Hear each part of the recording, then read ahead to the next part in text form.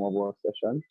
We're gonna have a look at some coaching styles and just to have a conversation on what you think and where your mind is basically on the different topics. Right? When teachers or coaches in this context stop learning, so do the students or the players in this context. Totally agree. As coaches, as teachers, anytime we figure we know everything and we stop researching and trying to learn, I think students and players generally struggle. This is a ploy for me to continue to be a lifelong learner, try to improve yourself every day and learn something every day. All right, so objectives, what we would look at would be teaching and coaching. What separates coaching and teaching methodology apart? Um, Styles of coaching, which will be dominant, steady, influence, and the conscientious. What style is best? What's what style for different situations? And then we conclude there. So again, try to have a conversation with you. Want to hear your opinion on the different slides that we're gonna present, so we could each share and learn from each other. All right, so it's open to you guys now. What's the difference in your opinion in terms of teaching and coaching? Is there really any difference between the two of them, or are they synonymous with each other? Any difference in your mind? Anything? No?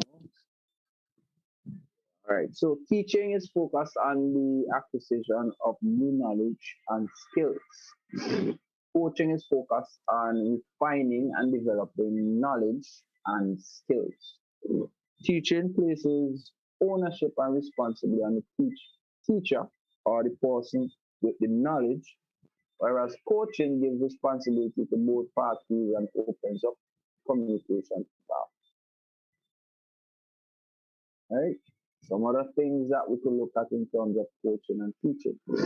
Excuse me. Coaching will often happen in the real world, where a player has to deal with a real issue, and in the practice or in the game problems, teaching will only occur theoretical things they may encounter. So we could say coaching is basically what is the practical side of any situation, whereas teaching will more be on a theoretical side where we're teaching the knowledge. For example, this session here seeks to be one of teaching rather than coaching. The actual fact that we leave from here using knowledge, go onto the field and work with players, then it will be considered coaching. When we share the knowledge between the player and the coach, and it's the responsibility of both for sharing knowledge. Similarly, teaching is often done with an end goal and set timeline in place. Coaching occurs over an unidentified or limitless time period. So that's just a context with which I want us to begin to recognize the difference between coaching and teaching. Now, as we progress, we will then look now into what separates coaching and teaching methodology. So both methodologies have the end goal of a person learning a skill or acquiring knowledge. But there are some differences between these two approaches to team management. One is the level of knowledge of an employee, or we could say player in this particular case, at the point of training. So before anything is done, what is the level of knowledge at the point? Teaching implies that there is no prior knowledge, whereas coaching implies some level of knowledge to build upon that the coach may take and further develop. So teaching imagines that the individual is a blank slate and the process begins to get this person to learn the given information. Coaching, on the other hand, says this person is not coming with zero, but they actually have some level. How can we develop this particular person? Another difference is the way in which coach or a teacher may communicate.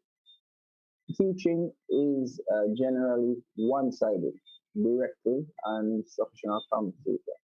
However, coaching is two-way, ongoing, and non-directive, with the focus on the employee or the player being the one who comes to their own conclusions. And as we progress, we'll see how the different styles of coaching will fit into basically what we're trying to emphasize here. Based on those considerations, the methodologies will be used in different circumstances and for different purposes. So an individual can be, depending on how they approach the individual, it would be called teaching versus the other way, which would be coaching. So if I approach an individual and I'm of the opinion that they don't have knowledge and I'm gonna impart the knowledge, then the context is I'm gonna be directive, I'm gonna be instructive, and I'm gonna be the one who is responsible for the information. Hence, I'm teaching. Similarly, if I approach the individual from a different context, whereas I know that I believe that this person has knowledge, I believe I could draw this knowledge out and get them to get to a specific point. But the two of us sharing this responsibility. So I'm the one who guides you to where you want to go. You give me feedback in what you think and how we support each other. I'll pause here for any comments and clarifications. So Miss Louise, we're clear, we're good? But I was going to ask you, how would this apply in a school? Mm-hmm. So it depends on the teacher or the right. coach. Right. Some teachers coach more than teaching. Correct. And you could also look at teaching in this context as more lecturing. So you're just giving knowledge. You're responsible for the knowledge. So there's no involvement basically in the process of learning by the students. The students are just there accepting. So as we progress, you'll see how coaching also has some slight tendencies towards teaching. And you would have recognized it as well. All right. So the styles of coaching we're going to look at tonight. So we have the dominance, we have influence, we have steady, and we have conscientious. So these are what we're going to look at in the context of coaching. The styles that we want to look at. Yes, sir. Gordon, before you go on, I was trying to put my thoughts together with regards to the differences you were giving. I know you were going pretty quickly. I just wanted to compare the two types of instruction, say format of instruction, coaching, teaching. Is it correct to say at the grassroots level, there's coaching takes more the format of teaching, in that the kids at that level are coming to you not knowing much? Because you're saying that teaching, one of the aspects of teaching is that you assume that the person doesn't know anything, and so you are basically filling them up with information. But as you go up the ages, it goes more into coaching and less of teaching. Because when I look at your graph you put up first, there is some overlap. There is a merge between the two somewhere along the line. Yeah, starts top. Teaching start top from top down. Coaching start right from the bottom and then undulate and go up. It's just an observation. I just also asking. I am of the same view, but we would even confirm it.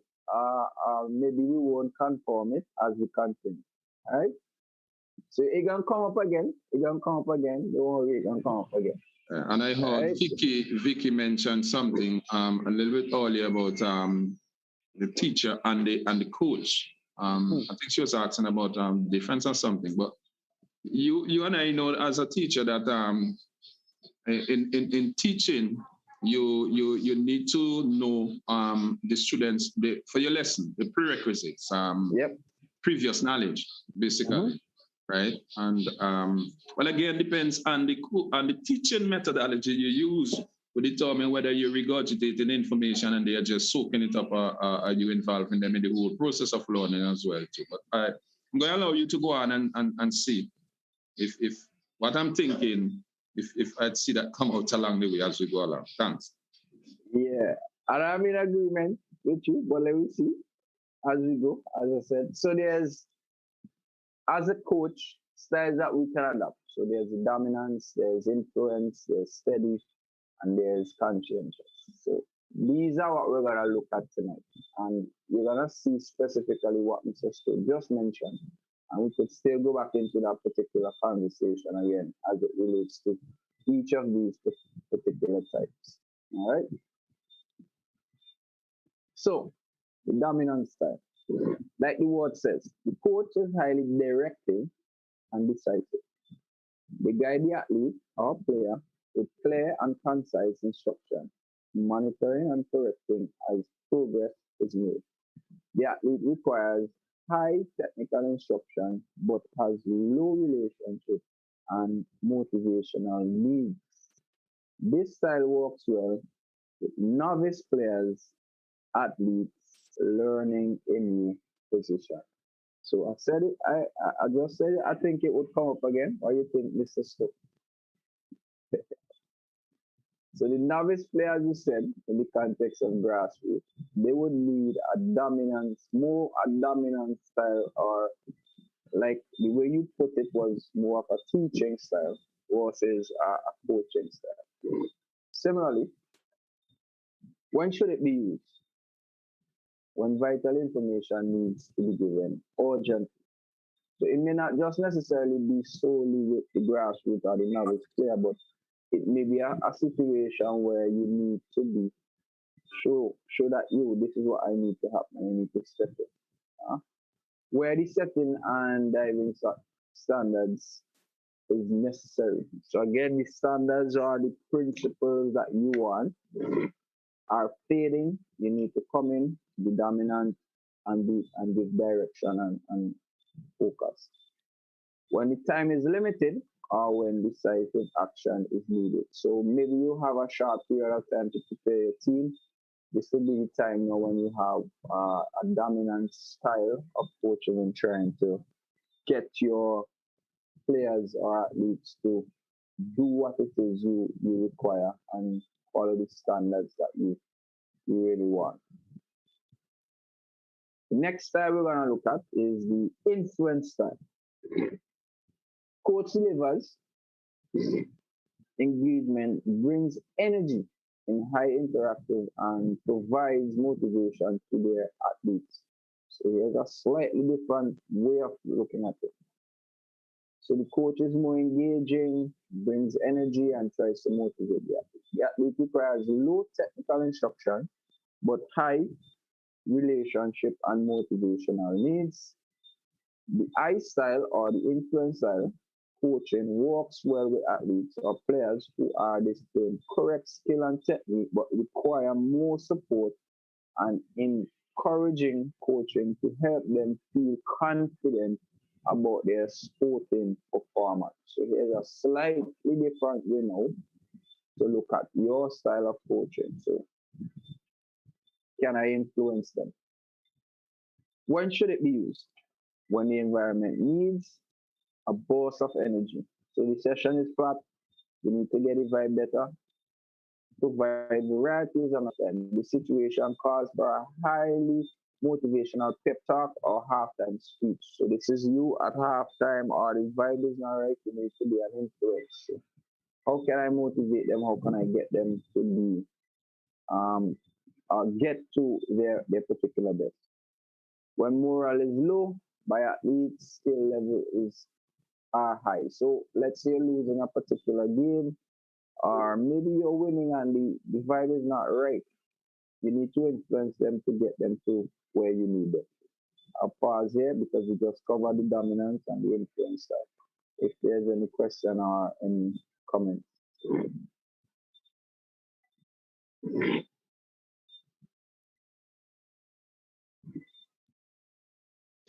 I kind of dropped out a while ago, the internet.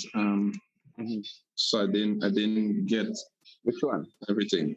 The first one, the dominant. Dominance? Yeah, and when I figure you probably mentioned when you use it, is it?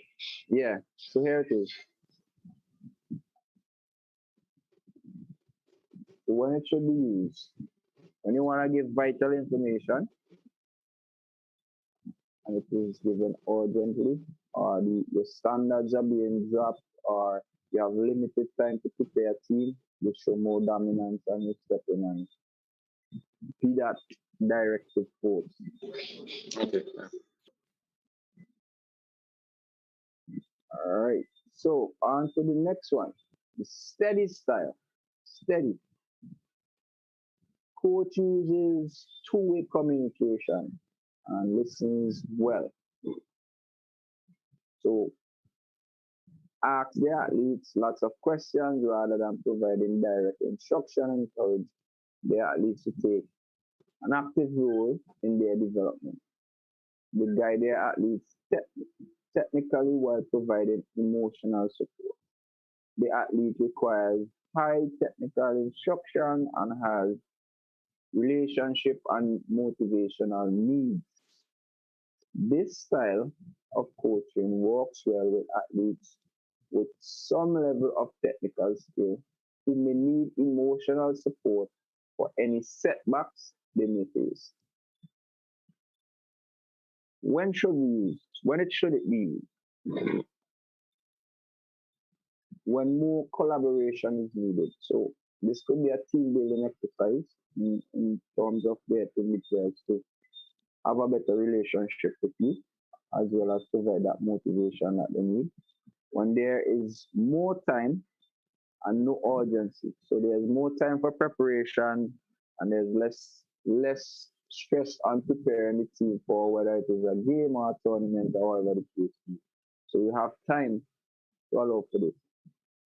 In terms of developing teamwork or one-on-one interaction, again, you could use this particular style. It could be used as well to see or to check for understanding by the players, how much they understand and what they actually understand, or have the conversation with them in terms of what they want to learn.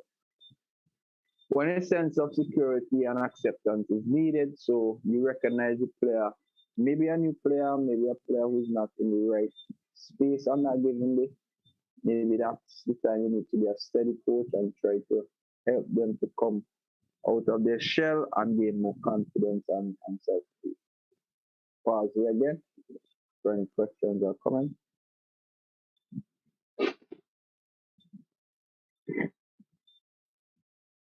I think for some of this, it's you like level for the collaboration part of it. Mm-hmm. Can you go I was just over? thinking about. Can you go over that again with you? You broke up, didn't hear exactly what you were saying. That with the portion of say, for example, when you need more collaboration, that sometimes the level of maturity of the players makes a difference. I guess it always does. So you might want to have some like little tricks of the trade to first you can have that collaboration. Yeah. I'm not sure if that fits here, but sometimes you want that and have the time to do that with the group. Their level of maturity at that time it hinders the opportunity to do so. Yeah. So you have to kind of like seek a different level, like step to the side a moment and then come back into that collaborative effort using that style. It's interesting. I've never heard that term, steady style. Why is it called steady style? I'm sure I was trying to figure it out as well, but this is how the places and what they were saying is steady is more you are being consistent in some context of being collaborative. It is not that you are trying to be dominant at some time or influential at some time or conscientious, but you stick within this particular frame of being collaborative, asking questions, trying to get their opinion, that kind of stuff. So steady within that particular realm. So I understand. Right, right, right. I think it's easier for coaches to be able to use this style. The less stress they have from external forces like parents and expectations of winning. It allows you to, to use this more than a dominant style. Like depending on the culture you've already created and the dynamic on the team, you would need to lean towards one or another depending on what's already there.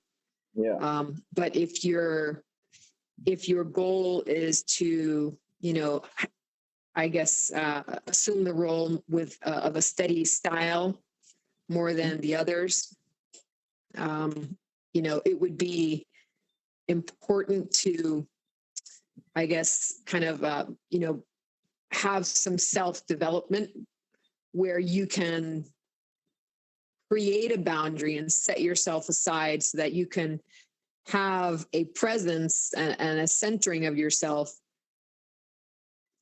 to be able to offer this opportunity to the players as opposed to a dominant style. But the other one is good also, the motivator one. Influence. Yes, the influencer. Yes, because you can change it up a little bit. And then I would say the dominant style would be, just more emergency style, which was what you had written out there. I was just thinking about that, that for something like this, you really have to have like this peace of mind to be able to attach this to your practices or games. So you have to be conscientious of the different styles, and you have to be able to recognize which situation requires which particular style. Yes, Mr. Ipa, you can go ahead. Your hand raised. If if I'm in a situation like during my practice, or even on my games, I usually ask my players, and I say it in a sarcastic way, what are we doing? What could we do better? How could we help other situation? And especially in practice, my captains will usually say, look, coach, we can do this, we can do that. And it's like, this is not working, that is not working. I can remember my fourth league game, in the spring. I played with 2 6s. I played with two pivot, and it wasn't working out for us. And at halftime,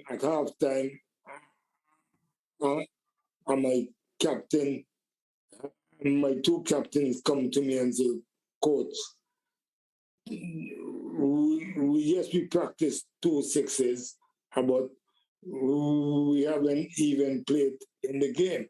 And so just change it, man, just change it.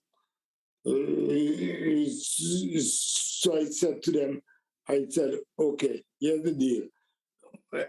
I play you two guys on my 2 6. So, do you know that at that time, I will have to take off one of you guys. And they say, yeah, because we're not getting any. It's like the game is not moving, is not flowing. No, we need an 8 and a 10. So I'm like, okay. So I took off one, and then the game flow, and we finished successfully. So we cannot make things about us. We just got to listen to our players also. What I could recognize from what you're saying, and I'm inferring here, that you use a steady style where you accept information from them. But what I also recognize when you use this particular style is that you teach them how to solve the problems themselves on the field. Yeah. So, Yeah.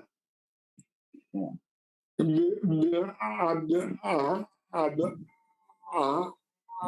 Because my team was like this. If someone is not doing good in practice, everybody will get behind him and say, yo, come on, you gotta step it up. Instead of saying, yo, you crap. No, my boys always lift up each other. It's always a collaboration. Yeah. That's wonderful that they're able to feel that way and supported by you to go ahead and do that. It takes a lot. It takes a lot to get to that level of maturity and trust. Well, for me, that's what coaches need to do. I think, Vicky, we could conclude that if he was a dominant type coach, that would never happen. Correct. And you see, at the end of the day, I want to say, I mean, I'm looking for success, but I'm also looking for development. I'm looking for these kids to be happy playing. And that's the most important thing. And that is success. That also is success, so it boils down to definition, But I understand what you're saying. Like, a lot of people think success is the end score, the tally at the end of the season. But and we didn't do too well in the league, okay? And I often tell them, if we're not doing too well in the league, let's focus on the state. All we gotta do is win our group.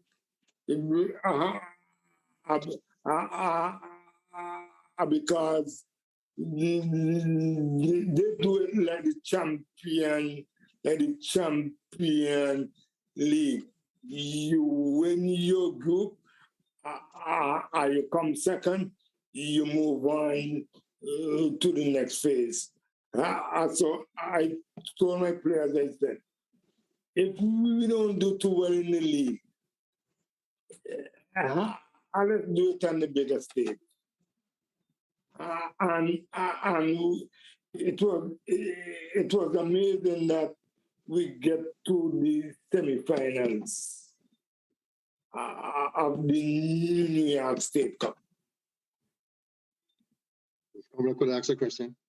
Yeah. So your style changes from one part of the season to the next then? No. Well, you're saying in the regular season, right? It's acceptable for them to play the way they are. But when it comes to the state now, which is a little bit, the stakes are a little bit higher,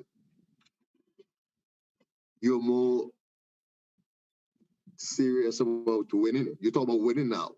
No. I have to look at my numbers for the leagues. Because you got to look at my numbers. I'm looking at, say, 18-year-old, 17-year-old kids who had jobs and have cars that they have to pay for and responsibilities. But I'm talking about this. We're talking about the style. Hold on. So, so in the game per se, in the game, we hardly had the numbers for the games. Okay? But the State Cup, we always have a full roster. So your style changed in the State Cup? In a matter of less than 2 weeks, your style will change. It all depends on who you're playing against. No, I won't say my style is changed. My style is still a ball possession stage, but I don't have the numbers in the league. But in the State Cup, I always have ample numbers. So you're saying it all depends on the numbers, whether or not you keep your style or change your style? No, my style never changed. Okay. My style never changed. It's like when you have 11 players, plus I had to take my son, so that makes 12 for the league game. It's like you hardly have any subs. But my style never changes. I go there with the intention to have fun and win game. And develop also. Yeah. Yeah, Ralph, I see your hand up. You can go ahead. Yeah, I'm going to ask a question based on Alexander and Carrington. Their discussion. I'm listening in on it. Is it correct to say that your coaching style remain one of these four, or there is a need for a collaboration between at different times in different situations and so on? You use one of these. There is a collaboration between all of these as a coach and in different situations and in different conditions and so on. That's my thing. Should a coach has one coaching style based on these four that we're looking at, and we haven't seen the fourth one yet. Is there going to be a collaboration between all of the three we have seen so far? And I want to believe the fourth one too, from different times in different situations and so on. And it's not maybe one is better than the other per se, you know. But that would be part of the discussion too. I actually have a section for that as well. Okay. Ralph, my coaching style is ball possession. Not the style in terms of how you play. The style as in how you coach, how you approach, or how you coach. Correct. Okay. I mean, I'm gonna be really honest. We as coaches, we always look for success. Okay? Success in development that comes to winning game, success in putting a smile on kids' face, seeing them having fun, okay? And success in the approach that we take towards the game. So So with that said, we as individuals, when come to training, training may be intense at, at a certain period, but we want to make sure that the kids have fun. We want to make sure that although they have fun, they focus on the project and the urgency that that is at hand. We got to be able to set certain goals and say, well, okay, there's got to be an accomplishment for the season. If we don't accomplish certain things with this team, it's like, okay, we fail those kids. So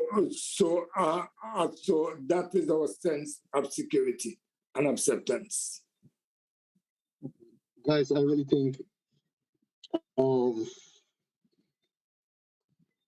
we talk about different age groups and stuff like that, And so that's a tremendous question that you asked.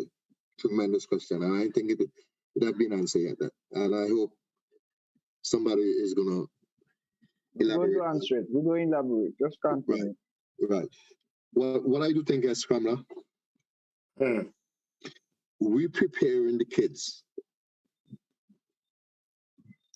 for football for tomorrow, for the future. You understand?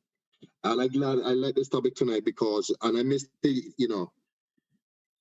3 stars because I was late and stuff like that. I didn't know what y'all talking about, but I just I just jumping in, right? But what I have to offer is that all players, especially at the youth level, our style changes from youth to say, like in my situation when I was in college and stuff like that, then I guess obviously the professional, people have to win, and stuff like that. So it's very important for us to recognize that as a coach, your style changes. It all depends on who you're coaching and where you're coaching. If I make sense regarding that. All right. So I brought them back up. Okay, let me just take a yeah. Go ahead now. I got it. Right. So we can move on to the other one. And then we could probably recap them again. So far we have looked at dominance, influence, and steady, coach of steady. Now there's also the conscience of style as well. So the coach creates a well-structured plan and environment. So the athletes has the tools, programs, and the necessary instructions to execute the drill or practice session with a minimum of coach intervention. The athlete requires low technical instruction and has low relationship and motivational needs. This style of coaching works well for athletes who are both technically proficient and confident in their own abilities. When should it be used? At the beginning of the season when planning needs are high to explain a detailed and complicated training drill, when things within the team are going well and the coach needs to keep things well organized, when dealing with the higher experience athletes with strong technical and emotional standing. So to go back over them again, to piggyback on the question you had asked before, Mr. Stowe, would these 4 have clarified some of the comments that you had about grassroots and development, Mr. Stowe, in terms of the style? So the dominance, as you were saying, the dominance type would more so be with the grassroots in particular. And then the influencer would be an age group that's slightly ahead. Similarly, the steady, and now this could be for the more developed players. Similarly, as was mentioned, based on the situation, it would require a type of behavior from a given coach.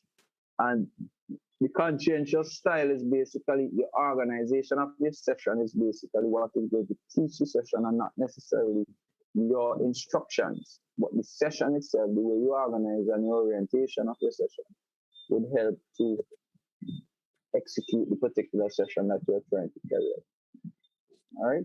Yes, now that you complete the four of them, and when they're supposed to be used, yes, it clarify and reinforce my thoughts, the things that I was thinking about when you started it.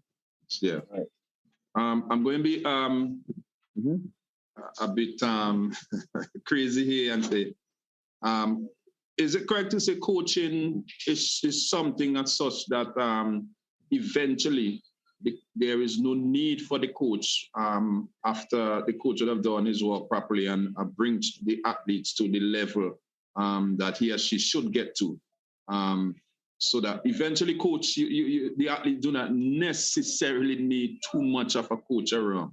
I'm not saying no coach, but eventually, and I'm talking more or less, especially individual sports to a certain extent, that might be ideal for. But coaching should be such that the athlete, the player, eventually would not need to have a coach making too much of an input in whatever they're doing. You need to bring them to that level.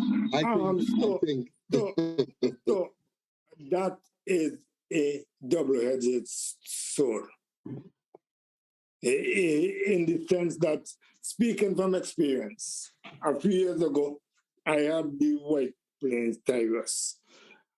I was ranked number 10 in the state. Very good team, very good boys. And I will show up at games and just basically sat on the bench, and they know exactly what to do. But after a while, they got so comfortable.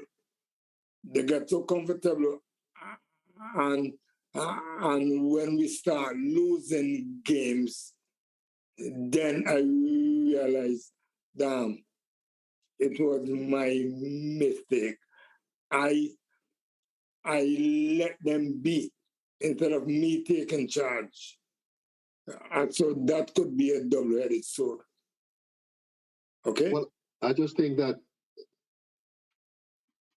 you need the competition phase of development, which is the game, right? And this is where we see the technical, the tactical and the physical, development of a player. And the coaches has to be the one who lead. Let me just make sure I use the right word. Who lead the development part of the training. I don't think we could leave it up to the kids. You understand? Especially, and that was my problem. I remember we played against one of our rivals, and we give them 6. We played, so we keep winning, and everybody get excited. But every little error now, when we lose, it become a problem. I just coming back to the competition part of it. Yeah. So hold on. And I don't think you interpreted I'm trying not to say. Okay, I don't think you interpreted, or at least what I understood, what Mr. Stu was asking. My understanding of what he's asking is Mm. the progression of the development of the player is so that the coach becomes just the one who organizes the session Right. and not necessarily the one who is one dominant consistently. So if you're still dominant, so for example, and I use back Mr. Stowe's reference, if there's a grassroots player, we recognize that we, as he said, we need to be dominant. But if at 12, 14, 15, you still need to be dominant with this particular player, we could say or we could argue that your development of the player was not good enough. I don't know if Mr. Stowe could relate to what I'm saying there. Correct. I think you are going to carry on. Go ahead. Correct. Eventually, when you got a player to at the age 18 and beyond, they understand fully when you're doing certain drills, when you give them a program, you have a program and you explain what is it we're going to do. They understand fully why you do this, what is it is going to develop and so on. That eventually you can give them a program and you step away and they can interpret, they can explain, they understand fully well why you're doing that. That's the level you want to bring players to. So you're educating the players. I know, Sammy. I know you with you think in the grassroots, but we're looking at starting from the grassroots and then going all the way. Over a period of time. Over a period of time, that the player develop to that level, and they are educated. They must be educated and not just be good players and so on, but they can come away from the game, they retire, and they can actually, influence others as to why you do this, that, and so on, and they're well educated about it, so they learn. So I usually do that when my U18 team. It's like I put down my cones and everybody know where to fall in place. Everybody know where to go. Everybody know what to do. And it's like, yeah, and majority of the time, it's the forced jail. The forced jail. But I am going to say this. The advantage we have Hispanic kids. Okay? Hispanic kids who are built in soccer oriented. So so when you show up at practice, like these kids wanted more. You got to be able to have kids that wanted more than any other kid. Like you got to be able to have every kid wanted more than the kid who was next, who was standing right next to them. These things just don't happen just because we say it should happen. We're gonna have people who at least kids educated enough and soccer oriented enough to be able to want this thing more. That's how it is. But I just think, what Still saying, right? I think the role of a coach changes from the basic training, which is at the grassroots level, to the intermediate, which is the basic, then up to the, when they reach up to 18. I think the role does change somewhat. And I'm hoping that somebody come up with a better explanation. Because this is So I'm gonna explain anything. I'm gonna throw something in. I'm gonna throw something into the mix that maybe you guys would not have looked at. But let's look at the progression of a session. Let's look at the progression of a session. From the warm up all the way to the game. Can we recognize all 4 styles coming out? At the beginning of the session, you're gonna say what you want. So you're gonna be what? You're gonna be dominant. You're gonna be dominant. That's what you're gonna do. Then you're gonna recognize, some of these kids, they're in the right mood. So I had to influence them now. So I switched to that particular style. As the session progressed, I recognize they understand. So now I have to be steady. I ask questions, see if they understand whatever the case may be. And as the session progresses and they go into the game, now you're watching, now you're conscientious that was my setup of the session, did it allow for the objective to come out? So within the given session, you could see that all 4 styles may actually come out. Your opinion on that? Yes. And you're correct. Okay. So it is possible. But we could go on because this presentation would confirm a lot of it. So here's what I was saying. Which one is the best? Which style is the best? There is no best style. However, some styles are more appropriate than others for certain situations and certain athletes. Using a style that is compatible with your athletes needs to result in needs results in all-round frustration, right?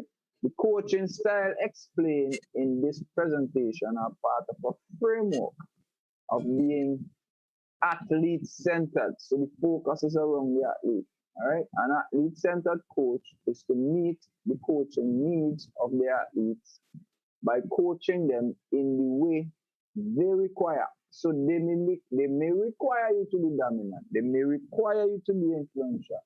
They may require to be steady. They may require you to be conscientious. You have to recognize the phase and the stage of the player's development so that you could help them.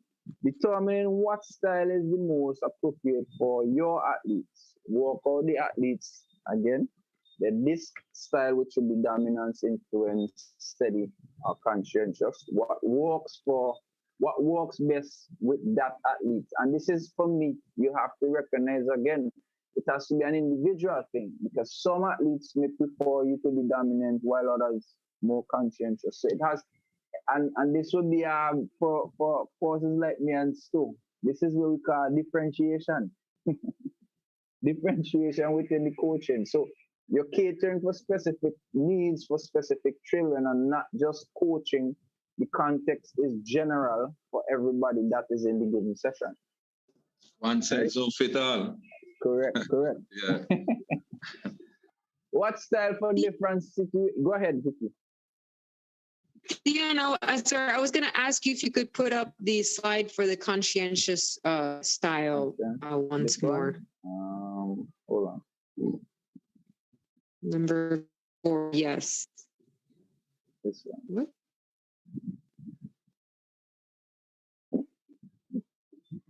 So the context of this one is you're going to put down the cones, give instructions, but based on how you put down and the instructions you give, you don't really have to do much else because the session would bring out the objectives that you want.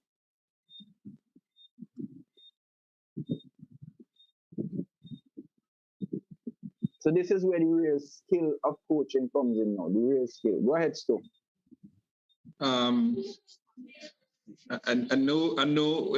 We have just summarized that based on what you explained a while ago, that all four could be brought out in one session, right? Yeah. All four coaching style. I'm going to be a little bit troublesome here in asking. Garden. Yes. Could a coach, for some reason or the other, has one of those coaching style as their way of coaching, their way of delivering their consistently? There's no change. It's either they're dominant or right. influencer. Yeah. All right. Let me see how we could answer that. Let's consider the actual situation you are. For example, let me just say something like to just say it. Now, for instance, my coaching style is ball possession. And at least 95% of my game, win or lose, we have most of the ball. So by the way, how could you be a Manchester fan and you like to possess the ball? But anyway, continue. Yo, relax.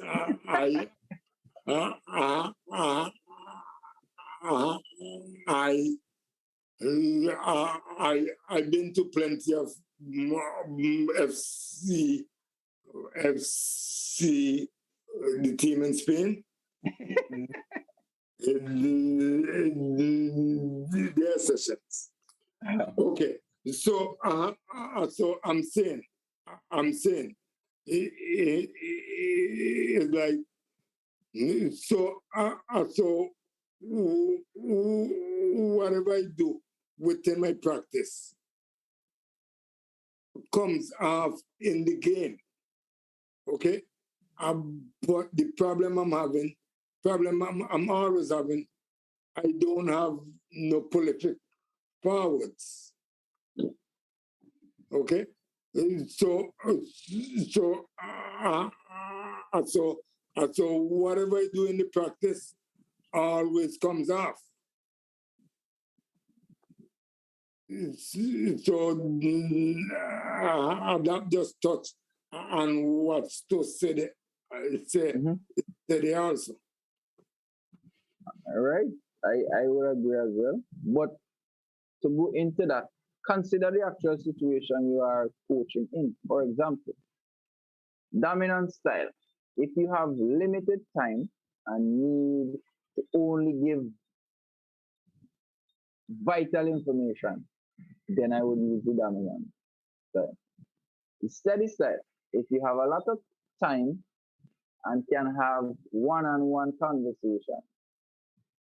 Influence style. If the situation you are in sees you needing to find a way to motivate your athletes. And conscientious style is useful when the situation requires a detailed setup and a drill or practice session. Work well when you want your athletes to work a challenge out for themselves. So, Mr. Stoke, based on this, it would mean that in every football practice or every football game, there will be varying situations, varying scenarios. So what are we saying? If the coach is solely dominant, consistently just dominance, it would mean that these, for me at least, the players would then become dependent on the coach when they go to the field. Similarly, if the coach is consistently steady, then when time is short, this coach may not be able to cover all the topics that they need to happen. Similarly, if the coach has a specific, is just trying to be using the influence style consistently to motivate, then the players themselves are always gonna need someone to motivate them. it doesn't develop the intrinsic motivation. And similarly, if the coach consistently wants to have a conscientious style, for me, this one is ideal across the board because then it develops the players motivationally, they get to solve problems for themselves and so forth. But what if the players are not clear on what is trying to be expressed? What if they are not doing specifically what you want? Then they're gonna learn bad habits. So for me, a coach must be able to embody all four of them based on what the situation presents. Yes, so that's my answer to your particular question. So you gotta have all four styles. Good, I agree. Using wrong styles. You need to be able to assess when it is appropriate to use each style. If you're using inappropriate style with an athlete, it can cause a lot of frustration. Finding the appropriate style has a lot to do with reflecting on what your athlete needs from you and becoming the athlete-centered coach, not what you want, but what the player needs to develop. As your athletes are always developing and growing, it is also important to adapt with your athletes to support them. Using styles with teams. So often with large teams, it can be difficult to assess what each athlete requires. You need to be able to add different aspects into your natural coaching style, and that may lack, but your athletes still require it. So, as the first coach says, you have to always try to keep learning. It is an impossible for a coach to continuously adapt to 20 different athletes. You can't adjust for all of them all the time. So you gotta find a way to bring out which particular style may be best suited for majority of them, even though we're looking at differentiated learning. It is critical to note that your athletes in teams need to be flexible with your coaching style at times. So even though they may prefer dominance, at some point they're gonna need to adjust to being conscientious and so forth. This is the foundation of any relationship as it is about being reciprocal. So obviously you need to see the needs of the players, whether it's whichever one it is that is needed. Similarly, you gotta recognize the size of group that's happening. And then you gotta recognize what is happening around and which side would influence any given day. All right. So some other theories, even though we may have looked at these, I'm just gonna highlight some other theories. So there are many different types of coaching theories of different names and types of coaching, such as the Woods coaching style. So command, it's reciprocal problem solving and guided discovery. The autocratic style, telling and selling. The democratic style, sharing and allowing. The UKA style, telling, showing and involving. There are many more of this, but most of them overlap with the DISC model. The DISC model, meaning dominance, influence, steady, conscientious model, is the most commonly used model. Coaching style can be transferred for teaching and vice versa. I will finish here. So here's a context. At the beginning of the session, my quote was, once the coaches stop learning, similarly, so will the players. Do we think that coaches recognize these four different styles and how they can be applied in different sessions, or are they more like what Mr. Stowe's last question? What if a coach is consistently one type? So I'll leave the floor as we close off on the presentation for today.